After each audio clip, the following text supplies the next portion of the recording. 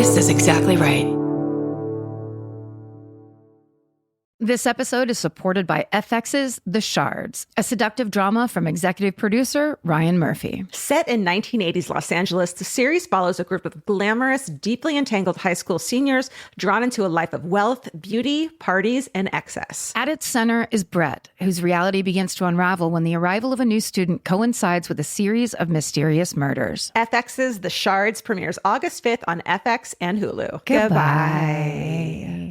The best time to think about home security is before you need it. That's exactly why there's Simply Safe. Traditional home security only alerts you after a break-in has already happened, and that's too late. Simply Safe is changing that. Simply Safe's US-based live agents identify threats on your property and help deter them so intruders never get to your house. The system is customizable so you can build one that fits your home and your specific needs. The 24/7 professional monitoring is effective and affordable and won't lock you into a long-term contract. I think that's what's so scary for so many people is that long-term contract. And like, whatever turns out you don't like it or need it, but they don't have that because they know you'll like it and you'll know that you need it and feel so much safer when you have it. Like at this point in my life, I would never go without a security system on my house. I just feel safer with actually having Simply Safe around. There's a whole staff at Simply Safe that's waiting to talk to you and help you out. Right now, you can get 50% off your new system by visiting simplysafe.com/MFM. That's half off at simplysafe.com/MFM. There's no safe like Simply Safe. Goodbye.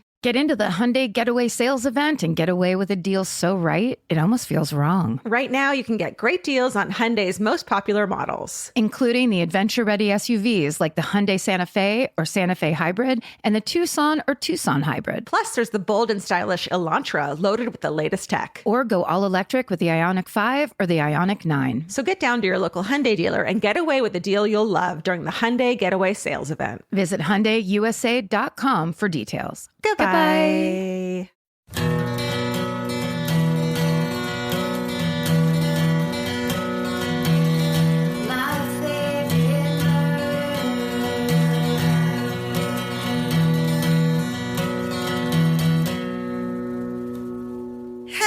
Hello. And welcome to My Favorite Murder, the celebrity hometown mini-sode. That's right. It's a little extra, a third episode, because we need more jobs for you, where we talk to our reliable celebrity friends who agreed to this that we love. The famous ones that still show up for you. Some of the best in the biz. That's right. And we're so excited to talk to our guest today. You've seen him at clubs and colleges all over the country, of course. You also may have seen him on AP Bio. He's on tons of stuff. You know him. You love him. Mm-hmm. His name is Patton Oswalt. Patton, welcome to the show. Hi, my favorite murderers. It is so good. There is nothing more. I have a bit now where I mention you guys' podcast, and you do? It is organically mentioned. And whenever I say the name of the podcast, the murderinos in the audience just go nuts. It's the best. It is like, this feels like what it must have been like to make a Star Trek reference in 1974. So the people in the audience like, like they all start like cawing at each other and like calling out. It's fantastic. Yes. But like half the audience goes nuts. It's fantastic. That's amazing. I love that we have crossover like who'd have thought that a murder podcast and the very funny Patton Oswalt would have crossover. Like, I love that. Yeah, exactly. It's crossover appeal. It's all those people from the Sunday Night Punchline. Oh, you know, the walk in and stand at the bar and hope you get picked showcase night. Is that your San Francisco days?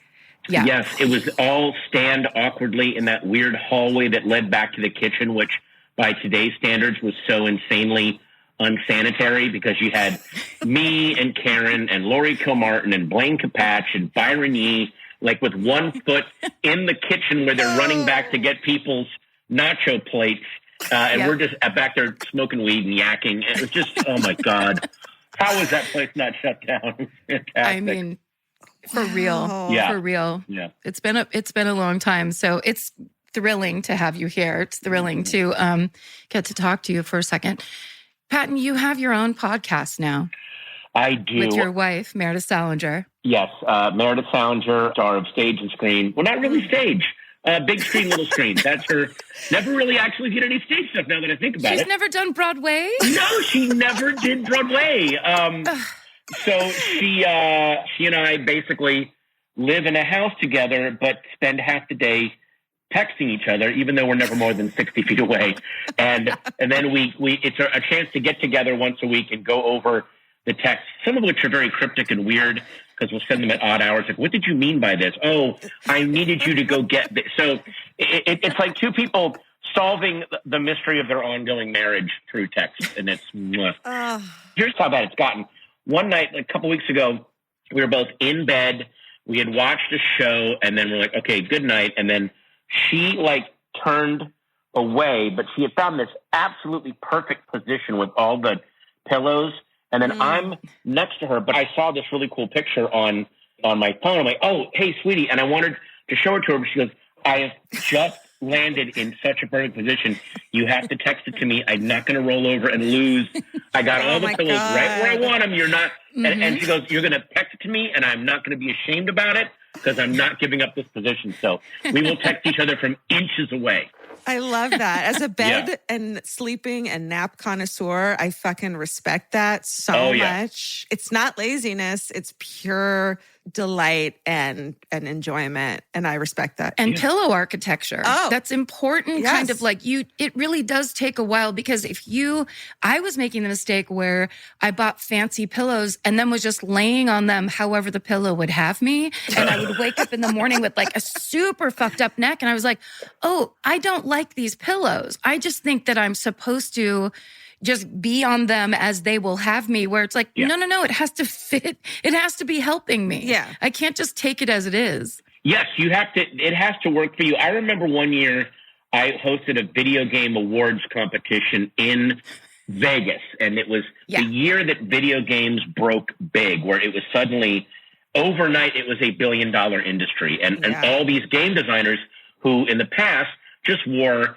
basketball shorts and T-shirts and wrote code on the back of pizza boxes they're all billionaires. So they all are at this award ceremony and they've got their bespoke suits on. But it was clear that it was their first ever nice suit because they had put it on at the beginning of the evening and no one had told them that as the evening goes on, you need to stand and adjust and shoot your cuffs because they thought it was like a computer program. You put it on and it just runs and does its function. So I was giving awards to all these new billionaires, all going up with the jankiest, most expensive suit. Like the sleeve was all jammed up and the waist was wrong because they had just sat and just forgot. They didn't know how to work a suit. They didn't know how to do it. Those nouveau riche gamers, man. It was all nouveau riche billionaires in their incredibly bespoke cut suits looking like they may as well have gone to Jonathan S. Banks or whatever that place is where you buy the suit and it comes apart as the evening goes along. Men's Warehouse. Men's Warehouse, yes, exactly. Tearaway. Oh, this man. actually goes along with my idea, and I can't remember. I don't think I've ever told you because now that you're saying this to me, it would be the perfect idea to pitch to you, which was when all of that stuff was happening in the early 2000s. I had the idea to make a show about nerd finishing school, where basically all these new billionaires have to go and learn how to use the fork, how to pretend to be interested in what other people are saying. Basically, they're being treated like debutantes from the 50s with books on their heads, but right. But that is absolutely true. That there is a culture now of people who just either talk to screens or hit run on a program, and there's no back and forth interaction and adjusting. Oh my gosh, that would actually be a profitable business for the nouveau riche. How to speak without food in your mouth, and exactly. Right. Use a fork and knife properly. I feel like that is that. Somehow my mom, even though we were eating breakfast for dinner, because she still somehow knew to teach us how to properly, and we get, scolded if we used caveman fucking hands for forks. You know what I mean? That's an important skill that not everyone knows. Yeah. Just for clarification, I don't want to actually start a finishing school. I just want to make a TV show about it. It's nothing real. I thought Karen was like, you'd go to their house and you'd sit down with them. And I'll be driving all over Silicon Valley. It's going to be amazing. It's going to be It's like, these shoes, you need to actually tie these. I know that you're used to stepping into your shoes. You only walk like 8 feet, but in the world, you can't have shoelaces whipping around. There's other people moving around. You need to. Right. Yeah, we just, Meredith had our daughter Alice go to a politeness school, like not a charm school, like a weekend, once a week manners dinner where they learned proper way, because she just didn't. There's no examples of that anymore, and she obviously she's not trying to make her be like a little debutante, but there was this. Hey, your dad is a horrible example of how to eat and how to comport yourself, because I eat like a monkey just learning to use a tool for the first time. So she's like, yeah, maybe learn to actually sit and not have stuff slopping all over the place. And so that was amazing. I appreciate that so much. Oh, yeah. Yeah. We got busted all the time for pushing rice onto our fork with our thumbs. And it was like my mother's favorite thing to make as a side was minute rice. And so we were always just trying to like get a pile on there. And my parents would go insane. We're just like, okay, but no one's around. Yeah. It's like the Queen of Spain isn't here for dinner. Can we just it's the last pile of rice. It's really hard to get on a fork. Right. I mean, Meredith's argument is if we teach it now when it doesn't matter, then it'll be second nature when she's out in public. And based on the other people that seem to be coming up, she's going to seem like a Kryptonian with her manners. Like, I can't believe this kid is actually isn't using her fork like a weird scoop shovel like her dad does. How about, can we bring back the spork is my thing. Like, is there classy sporks? Well, bring back the spork, or is the spork where we're all eventually going to? Like in another generation, will it be like in 2001 where all food is just kind of a mash, it's kind of a slurry of protein and carbs? I'd love it. And you just use the spork to kind of scoop it up. Can we still have minute rice on the side? That's all I ask, please. Yeah. Should we pivot into hometown? Yes. And see what Patton has to say about his random, it could be anything. What does he associate the word hometown with? Here's what I associate my hometown with, and this is very much about how and when I grew up, because I got ready for this podcast. I grew up in Sterling, Virginia. I read up on Sterling, Virginia. No real crazy murders, anything like that. So then I went a little further afield, more out of Virginia. Yes, there are some good Virginia murders, but they are way, way, way down in the deep south southern part of Virginia, down 81 near Roanoke, near Blacksburg. That's where, Henry Lee Lucas was born. And that's where, but what I would love to talk about are the hometown crimes and killings that never get written about, because growing up in the 70s with no internet and no social media, there were the kids in your high school that would blow off their hand with an M80 or get drunk and scrape the top of their head off driving home, but they just vanished into their hometowns. They never got out and became a bigger story. Whereas I feel like now, when these little tragedies occur, there's a narrative and there's something told. So I just want to do a tip to 3 people. One, I'm not going to say, I'm going to make up names because if they're still out there, they're so far gone that they will track me down. And also, I imagine that they've either fallen down a QAnon hole or a MAGA hole or God knows what. Right, of course. First, I'm going to talk about John X, John X was this kid who lived I lived on Sugarland Run Drive. He lived up on Crescent Court, and he was obsessed with the idea of explosives. I think we watched that movie Force 10 from Navarone, where they were going to bomb a dam or a bridge or something. And he was trying to make like a time bomb or something. And he blew off most of his left hand in his garage. How old was he? I think he was 16 when he did it. He was older than us, but he was like, he was at the time, I remember I was like 10 or 11. He was the cool older kid that we're like, this is so awesome. This older kid wants to hang out with us. You realize later, the reason he's hanging out with the 10 and 11-year-olds is because the other kids his age want nothing to do with him. So he's like, well, I get to be a king to these little dipshits that are on the same boat. King of the 4th graders as a 16-year-old. Exactly. In the 70s and 80s, there's always the kid in your neighborhood who's into explosives. I think it was my brother, actually. Really? He got remember the Anarchist Cookbook? Oh, God. Yes. He had it. My Of mom course they did. took it away. Yeah. Terrible. Okay, so that was John X up on Crescent Court, blew off most of his left hand, and then I remember it was weird. His parents didn't move away, so I assume he was still in the neighborhood, but we just didn't see him anymore. Like, I think he just stayed in the house. So I feel like there were many years of me and my friends growing up where if I had looked over at the house, I would have seen like his eye maybe like peeking out of one of the front drapes or one of those. Yeah, I know it's horrible, but there you go. John X. Can I just make a counter suggestion? Go ahead. You know, that could have been a very freeing moment for him. Where in the hospital, he met a cute candy striper and she was like, what are you doing with all these bombs? Yeah. And then he's like, I'm going to go to your school from now on. Let's just turn it. We can turn it as positive. like the possibilities for John X to really have had a come to Jesus with that moment and then be like, I'm going to make bombs for good now. Maybe he works for the government. Maybe he went to boarding school. He fucking flourished there. Blackstone, is that he could have maybe started that company? I love that you found a happy ending that included love and companionship and purpose for John X. Yeah. I love that.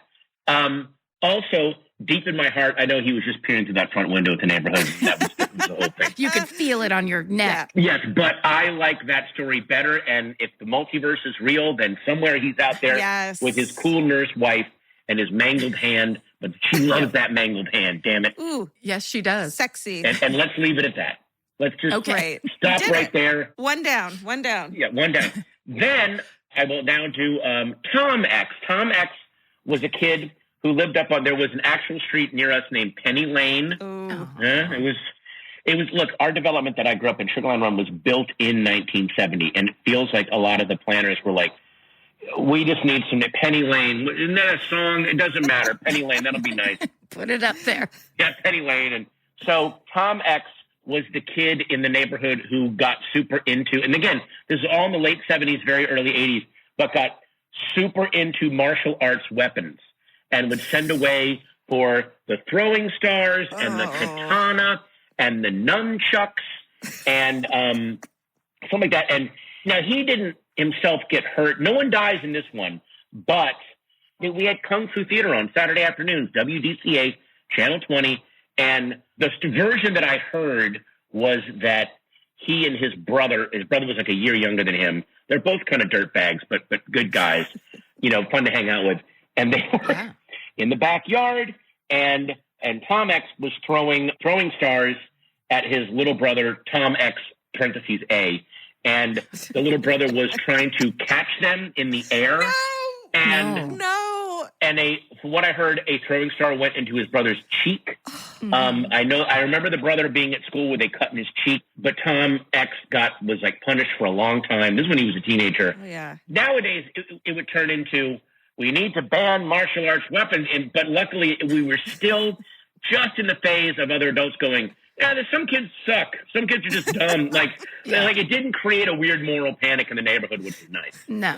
Yeah. So it was that kid is bad with martial arts weapons. Not every kid is bad. Yeah. And by the way, I don't even think it was in terms of, because I also remember in the 70s, like parents really hung out with each other. Like there was just, at the end of the day, the people would come out of their homes and just hang out at the cul-de-sac. And the parents didn't get shunned or pushed away. The other parents were like, some of my kids suck too. Like some of your kids suck. They weren't saying you're a bad parent. Like you do your best and sometimes they're pieces of shit. What are you going to do? Yeah. So that was actually kind of nice. This reminds me, sorry, but we've gotten a couple emails because somebody sent in this unbelievable hometown about when they accidentally served little kids hard lemonade at the 4th of July neighborhood thing. Yes. And it was that thing where they had to tell the other parents, and all the other parents thought it was hilarious and just took the kids and put them to bed. Yeah. So it was like 6-year-olds that were walking around super drunk. Wow. And so then we were like, guys, send us your drunk kid stories. And now we're getting them. And I think there is a subset of parents who get that, and maybe it's because they're Gen X, so they're like, yeah, it's not that big of a deal. Yeah. It's like, they'll sleep it off. It's not the end of the world. Yeah. And it is, you have to admit it's funny. Yeah. I was caught drunk in our house by my parents one time. I was up watching a movie. Wasn't doing anything crazy. For some reason, there was a bunch of beers in the fridge, and I said, I'm going to have a beer. I think I was 16. And I had one, and I got a little buzz, and I had a second one, and then my mom came down. And I wasn't drunk, but I was a little buzzed. And then she said, look, if you're going to drink, I don't want you drinking, but if you're going to do it in the house. Like, don't drive somewhere and do it. Like, it was that 70s thing of, at least he's doing it here. He's not hurting anybody, so fine, Yeah, completely. So there was that. It was just a whole different attitude. And then, although now there's a weirdly different attitude, I think, now with Gen X parents, because the idea of pot being any kind of thing that you would either catch your kids with or that it would ruin your life is so a thing of yesteryear. Mm-hmm. Yeah. Our daughter doesn't smoke weed, doesn't want to smoke weed, but I just don't ever see it being any kind of big deal down the road. It just isn't a big deal anymore. Yeah. That's just gone now. Yeah. No one cares. And there's no taboo really on it. So it's not like you want to sneak out and do something your parents don't agree with because your parents don't really give a shit. Yeah, exactly. And again, point. I'd rather have my kids smoking weed than drinking. Yeah, definitely. If that makes, although I will say, I don't want to sound like a fuddy-duddy, I don't smoke weed anymore, but my friends who smoke weed now are like, and these are all pot smokers, and they're saying, I can't believe I'm saying this.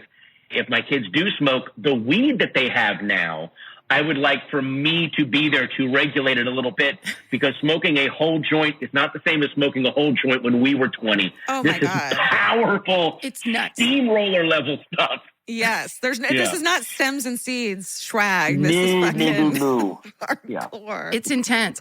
Also, it's this, we live in this reality, and I think of it all the time. I think the three of us were super Stephen King nerds when we were kids, Yes. right?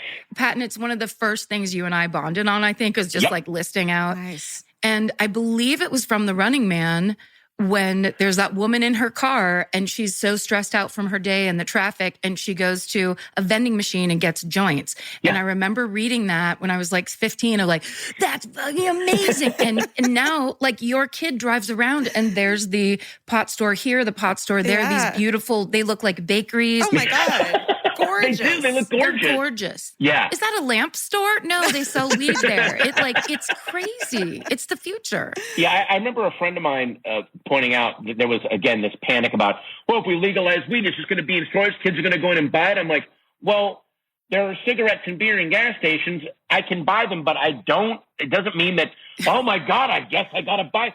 Just because it's there doesn't mean that everyone will run in and buy it. I drive by weed stores all the time. I'm like, Yeah. It's weird you mentioned Stephen King because my daughter, who is 12, has, because of Stranger Things, has now reverse engineered herself into Stephen King. So I have to review. When she was like 8, I read her Eyes of the Dragon, which is his young adult novel. That's his little good for kids. But she really, really likes his writing. So she's like, I want to read some of this stuff. So I had to like skim back through a lot of the stuff that I read at her age. And again, that wonderful 1970s parental neglect. I reread The Stand, which I read when I was 10. Oh my God. 10. Yeah. And I'm like, oh my God, how was I allowed to read this?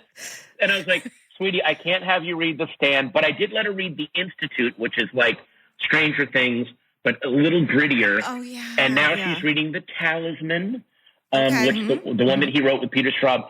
And I think next year I'll let her read Salem's Lot. Like, I have to now be careful about, because what was okay for me, maybe not okay for her right now. Maybe let's ease her into it a little bit. Cujo, maybe a nice doggy story would be okay. Except Cujo, I re-skimmed through Cujo.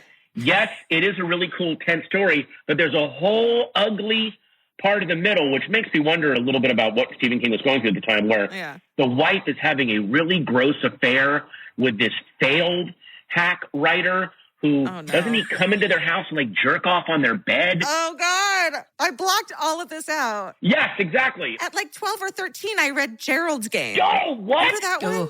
What the fuck?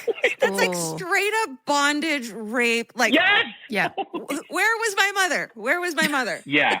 So there was stuff that just at the time it was, well, it's a big bestseller and it's just monsters. So what's the big deal? It's a book. Yeah. Like my daughter wants to read Carrie, and I was like, we're going to wait till you're out of high school because that's going to kind of fuck you up, especially now, Didn't Stephen King write Cujo when he was blacked out? Like he doesn't remember writing it. Yes. I love that. I just gave my daughter the book on writing, which is his memoir about writing, which is actually good. Great. And there was a funny Onion op-ed about 20 years ago of, I don't remember writing the Tommyknockers. Like, and the joke was, I read so many books, I don't remember it.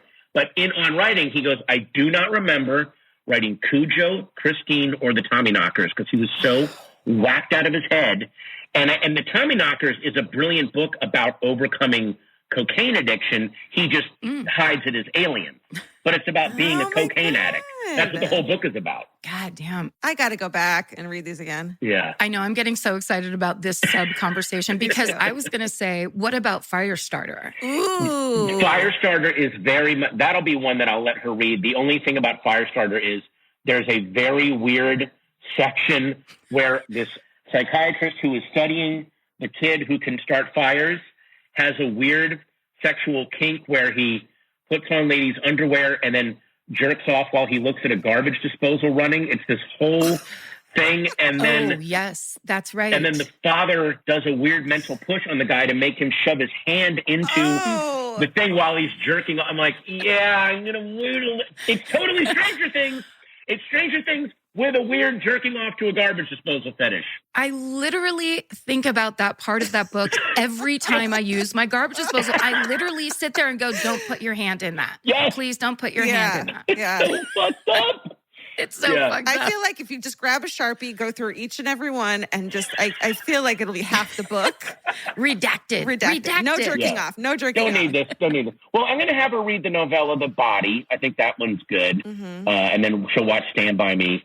A little older. I mean, Firestarter is just R-rated Stranger Things. It's just Stranger Things with some serious violence and sex in it. What about It? I feel like it's similar, but it's so much scarier. Guys, listen. It has aged.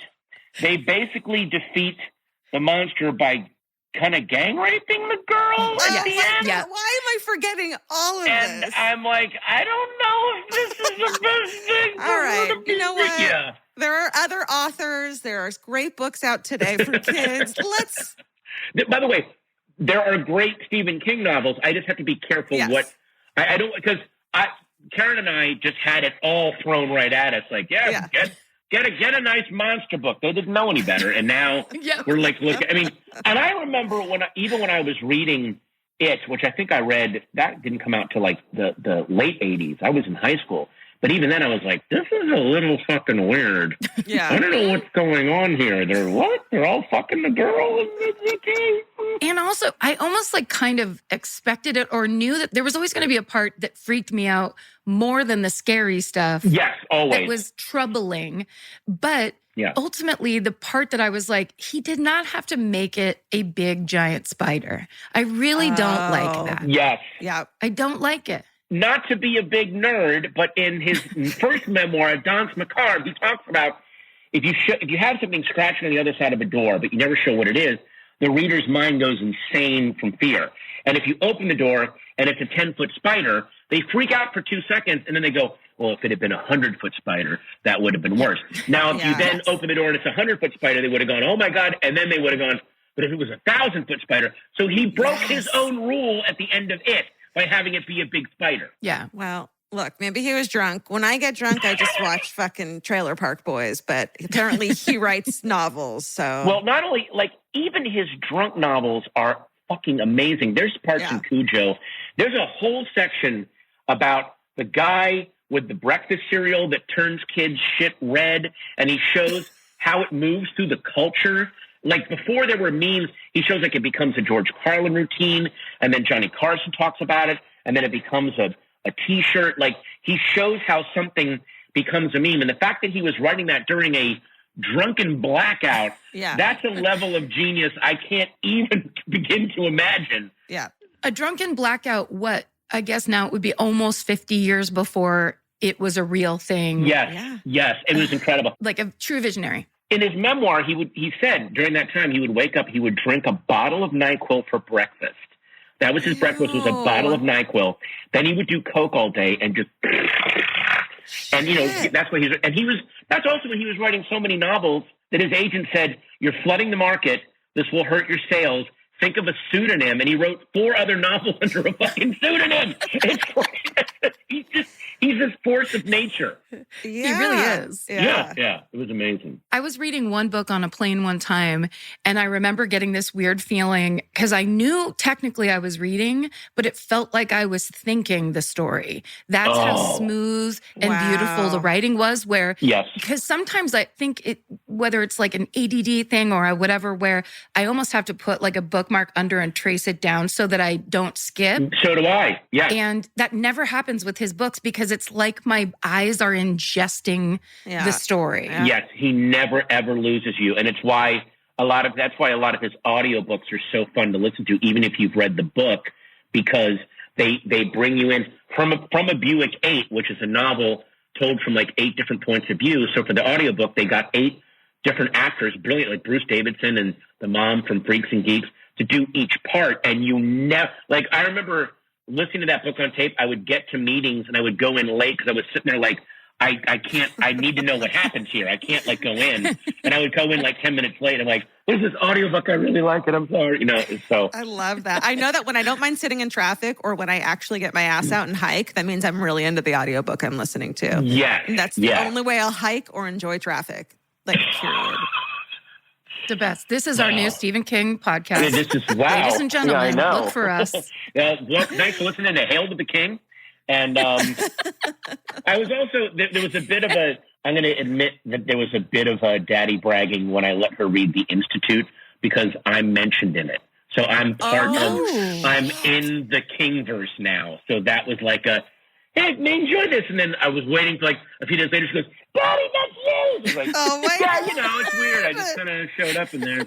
So that is so cool. That's really badass. Yeah. But if you had told 10-year-old me who was like reading The Stand and like my friends and I would argue as to who you would cast in The Stand as all the different parts. Like that would go back and forth and Stu Redman, that's Bruce Springsteen, man. Like we would just bat everyone that has to be that person. So did you watch the most recent version?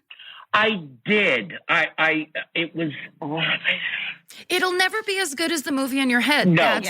That's the thing about a writer that good is that you've already watched this movie. And you've watched a great movie. You're right. I've watched a great movie. I don't need to. Yeah, you're right. And also in my mind, it is set in the late 70s, even though he has it set in 85 when he first wrote it. But Franny Goldsmith always has long Jan Brady type hair, and there's a hot 70s girl, and Larry Underwood is that kind of Jerry Rafferty kind of rocker, like that kind of look. Yes, exactly. Like I just have that in my head. Can't be any different. Yeah, they already look like someone. So how? And then suddenly there's someone else on the screen. And you're like, that's not them, right? And also, I know how Baby Can You Dig Your Man goes. I probably could play it on the guitar. I should do a cover of that song. Why haven't you done? You should absolutely do that. That'll be the theme song for the podcast. This is all working out. For the new podcast that we just made? For our new podcast. Yeah. It's called Baby Can You Dig Your Cast. I love it. Baby Can You Pod Your Cast. That's what it's going to be called.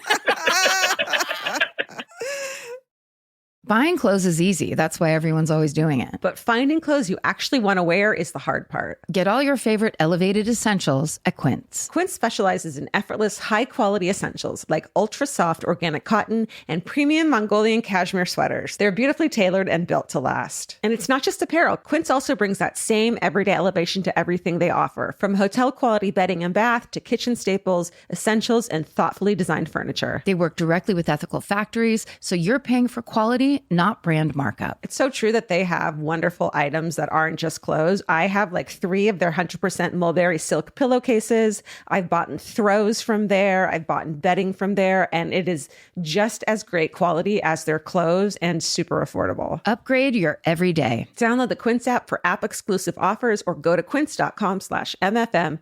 Get free shipping on your order and 365-day returns. Now available in Canada and the UK too. QUINCE.com/MFM. Goodbye. The right piece of furniture can completely change your room. And your life. It's amazing what one good couch can do for morale. And that's why there's Article. Article makes it effortless to create a stylish, long-lasting home at an unbeatable price. They take great care in curating their collection, focusing on pieces that stand the test of time. There's no filler. Every item is chosen for its craftsmanship, design, and lasting value. And with Article's 30-day satisfaction guarantee, you can shop with confidence, knowing that if you're not completely in love with your new furniture, you can easily return it. I recently needed to replace my old outdoor dining room table and chairs, so of course I went straight to Article.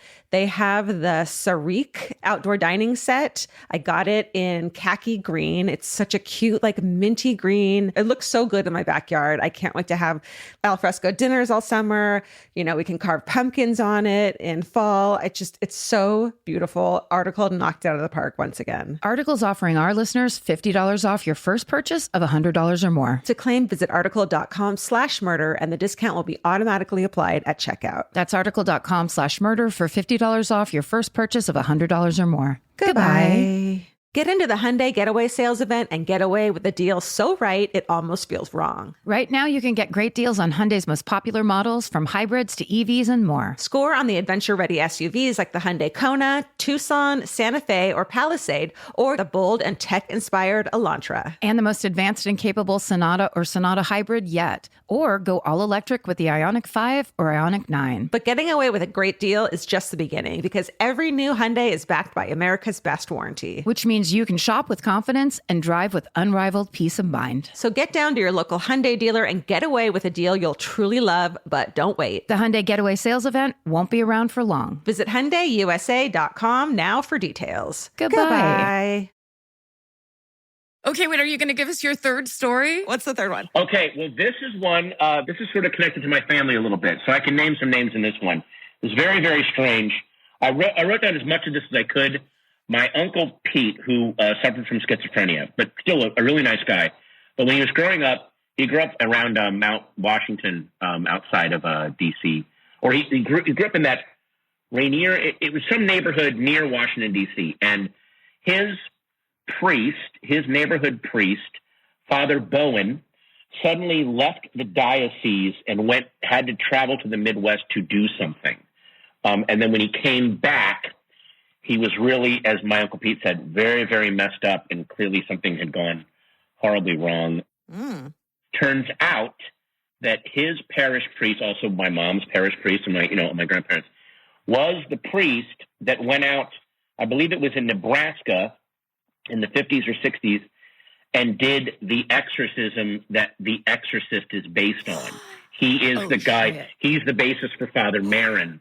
And he went and did something and came back, and of course the only one who remembers it was my schizophrenic uncle who passed away. But I guess there was some kind of weird connection. And then there was also a local case, although the kid was just schizophrenic, but at the time they thought it was demonic possession. And Father Bowen handled that one. I don't know if I have the timeline correct. I think he did the local one first, then went out to the Midwest, and the Midwest was apparently the real deal, or it was something really, really messed up. And then he came back and was never the same, and then eventually just kind of vanished. So there's a weird connection in my family to the case that The Exorcist is based on, which to me is I want to know everything about what he saw and experienced. Yeah. The fact that it messed him up is crazy. It was their priest, and because of the times, it was way easier to just cover things up and let them fall down a memory hole back then. Nowadays, it's weird. I was saying, because I'm back on the road again doing shows, and a lot of my friends are saying, is it weird out there? And I was like, no, when you're back out on the road, I'm paraphrasing Bobcat Goldthwait, you go back out on the road and you realize, Twitter and the internet isn't the world. No. There's the same amount of craziness. There's just way more cameras filming everything. And there just weren't cameras. There weren't as many cameras back then. So a lot of stuff just became weird half legends or half information, which makes it even more sinister and weird. Yeah. The fact that we don't have all that chronicled. Yeah, it's almost like all the urban legends that we in like the 70s, 80s, up until the 90s, we all just passed them around. And you know what I mean? Like Yeah. I've told Georgia about the nights where you and Blaine would bring over the VHS copies of all that basically was beginning of YouTube of like, here's the orchestra that falls through the stage. Yep. Here's the farting preacher. Here's this. And it was like Blaine and Patton would bring us YouTube and we'd lay around in someone's living room and watch these viral videos before any of that existed. But once the internet started, like I can remember multiple times where like youngsters that we did comedy with, I would tell some story and be like, that's an urban legend. That's not true. And they'd immediately just look it up and hold it up where I'm like, you mean I have to retire my old story that I love to tell the children? Like, it's like, no, you're a liar. That was never really the truth. Well, back then, instead of making it an article in The Guardian, they would make a fucking fictional movie about it and just like blow it out of proportion a little bit, but also make it the raddest thing ever. Yeah, exactly. I mean, I'm sure the real deal was the kid was probably suffering from some insane, like profound form of schizophrenia or mental illness. Yeah. But the parents and whatever the medical establishment at the time wasn't able to deal with it. And it passed over into what felt like demonic possession or dark powers, Yeah. which I'm sure a lot of stuff does. Although now it feels like there's a big section of the population that is like, I would rather not be a part of the 21st century. I would like to be in an era of dark powers where I can blame things and categorize it rather than have it all laid out. Like it's frightening to go into the future. So some people just go, nope. There's a weird conspiracy, and as we're talking right now, there's people gathered in Dealey Plaza waiting for Robin Williams and Kobe Bryant to reappear, and with JFK Jr. because they believe that it's all been faked and we're living in a simulation. When actually what they really just want is like a meetup. They're just lonely. They're lonely and they want connection and they want someone to go, I understand why you're afraid. I am too. I can't remember my password and I'm using an iPhone 4. Like that's really what we're dealing with. But the media keeps going, no, let's keep on filming these people grouped up. And it's like, to me, it's such an expression of kind of like modern loneliness. And once you fall behind, you feel like you are obsolete. Yeah. You're a living ghost. Like, do I even exist in this world right now? If I didn't do the latest update with my apps, do I exist? Am I part of the? Yeah, it is really weird. And and this is going to sound a little dark and weird, but just follow me. Okay. Stay with me on this for a second. Definitely. I wonder how many of the famous serial killers and mass murderers in history would not have gone down the serial killer mass murder tunnel if they had some social media. Even if it was a poisonous form of connection, I will bet you a lot of the people on these QAnon threads and these alt-right threads, if they didn't have those threads, will be doing way worse stuff. As it is now, they're just participating in a creepy LARP, and it is creepy and it's false, but maybe the good in it is that they're not feeling completely isolated and killing people. Is that a weird thing to say? Or well, no, camaraderie is a huge part of the social fabric, right? And it's necessary, so that makes total sense. Yeah, there's very little, like you can find common groups online no matter what your thing is. So if it's like it's Stephen King obsessives, we could have all found each other. And then if it's the thing where I need you to theorize modern life down to this insane thing and make me get fired up about it and try to fight what I think is one singular evil, as opposed to the entire scary, awful world where bad things happen constantly. Exactly. Or stuff is just random and sometimes totally nice people have horrible things happen to them. And we're seeing, again, because there's cameras everywhere, we are now seeing that a lot of blatantly evil people just absolutely don't get punished and never face a consequence. So it really makes, especially like action movies and superhero movies, look like the prayers that they are.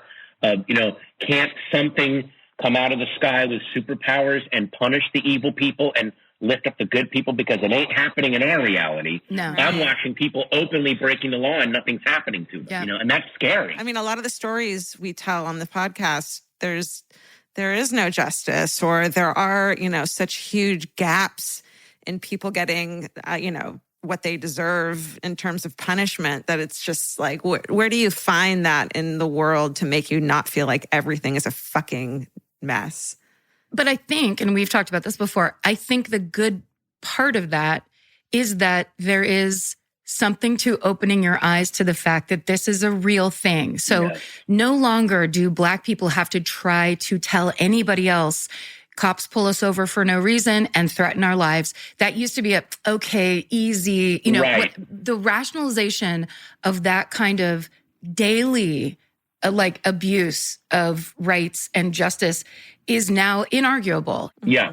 And it should have never been argued, but no longer does anyone get to say anything about it other than, holy shit, this has to change. And it just started, you know, that awareness. Yeah, we're just at the beginning of it. And so what we're seeing, I think, right now is the beginning of this massive truth is being shown to everyone. And just like QAnoners and climate deniers, sometimes that truth is so massive that it's easier and makes us better go, I think it's all fake. I don't think it's, I know people that I grew up with, unfortunately, that are on Facebook that are like, this is all fake footage. It's not real, because it's too big to accept. Yeah. It's so scary. Yeah. Way too big. And same with climate change feels so massive, but what you can control is, but I can control who goes into a bathroom. And maybe if I do that, Jesus will fix the other thing. If I do this right. weird ritualistic thing, and by the way, I'm just as guilty of it. If I have a massive writing deadline, never are my bookshelves more organized than when I have Yeah, for real. pages to turn in. I had writing to do this morning. I don't know if you can see, but I basically, my daughter has this thing of like costumes back here. So I organized all this to donate to a school and didn't write a single page of what I was supposed to write today. So there you go. Did you bring the steamer over there and like, this Snow White dress has wrinkles in it. Let's fix this up. No, I didn't do that. I probably could have done that, but no, I have a friend who works with like, you know, public schools and stuff like that. So we're just going to donate this. She just collects Halloween costumes and she makes stuff. And now I'm like, you've outgrown everything. Let's donate them. So there you go. Yeah. Well, Yeah. that's an important thing too. I feel like that writing is important, but you know, you're doing something for the greater good here. Oh, dear God in heaven. So- Yeah. You're But accomplished. that's the same thing. It's like, you can't, there's something big. I'll do this little thing that I can control. Yeah. Can I just say one final thing? Because you telling your story about Uncle Pete, Yeah. and I believe I know this from your book, although it could be just from watching you do stand up for fucking 40 years. No offense. Wow. A little hurtful, but okay. You told a beautiful story that your Uncle Pete had a spot that he used to sit at on the front porch Yeah. and kind of just sat there silently. And he was basically a fixture in this spot. And when your Uncle Pete died, people came and put, oh God, it killed me in your book. They came and put 7-Eleven cups of coffee or Wawa. It was the 7-Eleven little cup of coffee that he had, and they put a little cup of coffee there because that's where he was. Yep. Like strangers that the family didn't know, but people who walked by who knew him as the guy that sat there. There he is. Found out he died and gave him this little tribute and this honor. And it got me, it's such a beautiful story of like, that's the kind of thing. Those are the kind of connections that people have to remember. Yes, And we don't get them now. We've all been locked up in our houses for so long, but like, that's the key right there, I think. Yeah. This Halloween, someone put a flyer in our mailbox saying, we're going to attempt to do trick-or-treating in the neighborhood. If you want to leave your lights on or put a decoration out so we know. And I got so fired up, not because, and like 3 groups of trick-or-treaters came by in that 2-hour window, but it was talking to the other parents. Where do you live? You're like 3 hours. And it was good to see everyone. And it felt like, if anything, that's going to bring back sanity way quicker than anything that MoveOn.org or the Lincoln Project will do online. It's just, can you just knock on your neighbor's door? And I'm sure some of those neighbors were probably Trump voters, but when it comes down to it, I just wanted my kids to go trick-or-treating. It's fun. I'm like, yeah, this is great. And I put some decorations out and here we go. Like, Totally. I don't know. It's really nice. So. Yeah, especially in this in the past 2 Oh years. my God, yeah. Do you guys live in good trick-or-treating neighborhoods or no? Mm-mm. I live on so when Vince and I we do our neighbors know us now because we do garage beers where we just sit in our garage and drink beers and then they walk by and we make them talk to us. And if they don't talk to us, we judge them. So everyone knows our dog now. We know everyone's dog. So we did that and had a couple people walk by and I got more excited and probably than I should have and scared them. Right. But yeah, I live on a quiet street, but all I want is a block party. Yes, do a block party. I want to live in a Yes. block party neighborhood. Do a block party, for God's sake. By the way, Karen, you're on a cul-de-sac, so no one comes around probably. Cul-de-sac and a hill. The Right. old combo where it's like, if someone came to my door, I'd be like, here, let me just write you a check for $100 because, you made it. son, you've earned it. Yes, go buy yourself some. Go buy yourself some arch support. You made it up here, man. You're going to need some knee braces, some copper-based knee braces after this. How excited and nostalgic did you guys get when the great our modern version of the poison trick or treat candy popped up this year, where everyone thought that people were going to hand out edibles? All my friends who do edibles were like, I would not buy edibles and give them to a bunch of snot-nosed kids. What the hell are these people thinking? I mean, Yeah. There was a genius tweet where someone's like, no one likes your shitty kid enough to give away $40 hot gummy sour patch kids or whatever. It was so hilariously. This thing that sucks also about always being on Twitter, I remember the tweets and I do not remember, unless it's a friend of mine, I don't remember who wrote it. And that one, it was like, you're shitty kid.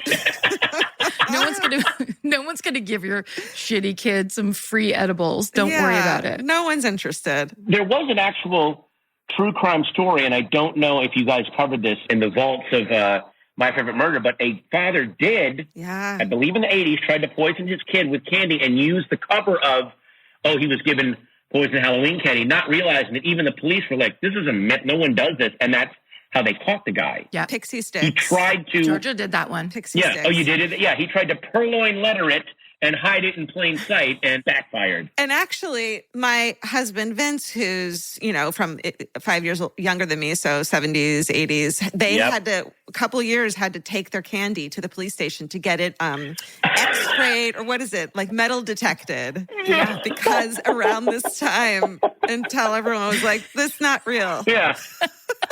Literally. He tells that story every year. It's like, that's what it was like back then. Paranoia.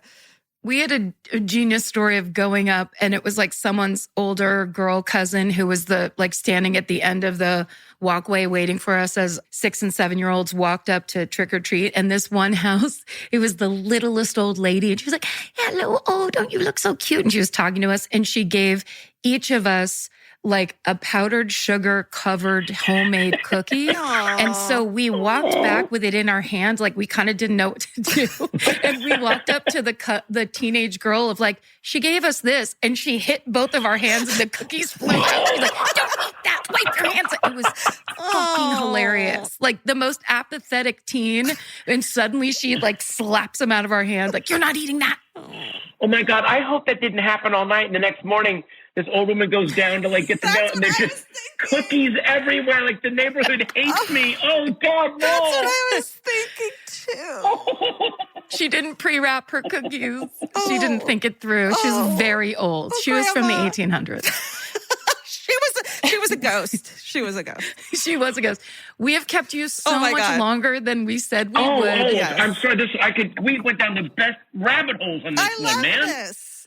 Just wonderful. I will update you guys as to where Alice is on her Stephen King reading, but she's just started The Talisman, and then more stuff is on the way. So, yeah. Love it. That's so exciting. Well, of course, everyone knows your Netflix special, Patton Oswalt, I Love Everything, but you want to talk about real quick your upcoming tour? It's so exciting. Yes. My upcoming tour, I am going to be... On December 3rd, I'll be at the Uptown Theater in Kansas City. And the following night, I'll be at the Pageant in St. Louis. And then after that, that's the next weekend. I go out on a Friday, I come back on a Sunday. That's it. I cannot do the long Bob Seger, just the drone of an engine for weeks and weeks. I can't do that anymore. We get it. We get it. Yeah. The following weekend, I'll be at the Carnegie Music Hall in Pittsburgh, Pennsylvania. That dude built halls everywhere, I guess. And then, of course, the fabulous Agora in Cleveland, Ohio. So Lovely. Nice. So go to PattonOswalt.com for tickets. And then, of course, listen to the incredible Did You Get My Text with Meredith and Patton podcast. Yes. Yeah. Yes. For in 2022, baby, can you podcast? It'll be the all Stephen King all the time. Yep. We have to have some creative meetings. We have to get through some contract stuff. We have to once pitch it to our own network and make sure that we can't get it by ourselves. Are you kidding? It's rough. we have to pitch it to Stephen King himself. We got to get the handwritten approval. This was a delight. Thank you so much. Thank you so much for having me on. I love it. Yay. Amazing. Yay. Bye. Elvis, do you want a cookie?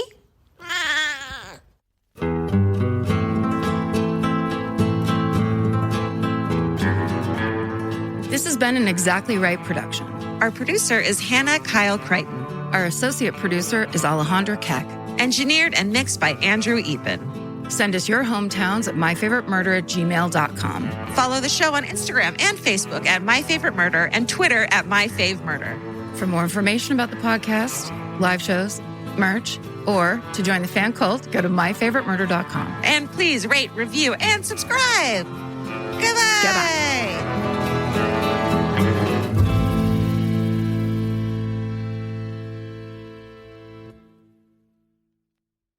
The best time to think about home security is before you need it. That's exactly why there's Simply Safe. Traditional home security only alerts you after a break-in has already happened, and that's too late. Simply Safe is changing that. Simply Safe's US-based live agents identify threats on your property and help deter them so intruders never get to your house. The system is customizable so you can build one that fits your home and your specific needs. The 24/7 professional monitoring is effective and affordable and won't lock you into a long-term contract. I think that's what's so scary for so many people is that long-term contract. And like, what if it turns out you don't like it or need it, but they don't have that because they know you'll like it and you'll know that you need it and feel so much safer when you have it. Like at this point in my life, I would never go without a security system on my house. I just feel safer with actually having Simply Safe around. There's a whole staff at Simply Safe that's waiting to talk to you and help you out. Right now, you can get 50% off your new system by visiting simplysafe.com/MFM. That's half off at simplysafe.com/MFM. There's no safe like Simply Safe. Goodbye. Vacation planning should feel like a breeze, not a deep dive into countless travel sites searching for the best deal. With Cheap Caribbean's Budget Beach Finder, you can search every destination and every date all in one search. You'll save time and money with the Budget Beach Finder. Say goodbye to endless scrolling and tab hopping and hello to Budget Beach Bliss at your fingertips. Go to cheapcaribbean.com to try out the Budget Beach Finder and see just how stress-free vacation planning should be.